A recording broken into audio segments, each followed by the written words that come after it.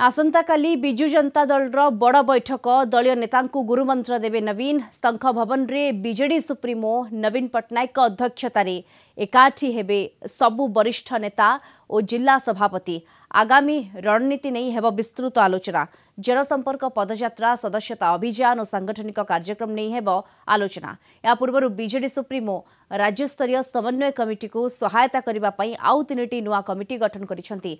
उपदेष्टा सदस्यता कार्यक्रम कार्यकारी कमिटी गठन करा जायछि। एही 3टी कमिटी रे वरिष्ठ युवा और महिला को स्थान मिली। आसंता काली बैठक रे बीजेडी सुप्रीमो दलीय नेता की गुरुमंत्र देवे ता उपरे एबे नजर रही।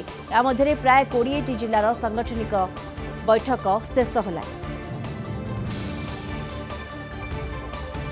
3टी कमिटी जो करा जायछि हमर जो मूल कमिटी जो कोऑर्डिनेशन कमिटी अछि ताको सहयोग करिवा पई सहायता दबा पे 3टी कमिटी गोटी हला परामर्शदाता कमिटी तार परामर्श से दबो आ गोटी हला हमर शब्द संग्रह कमिटी एवं आ गोटी हला हमर जो कार्यक्रम रूपायन कमिटी।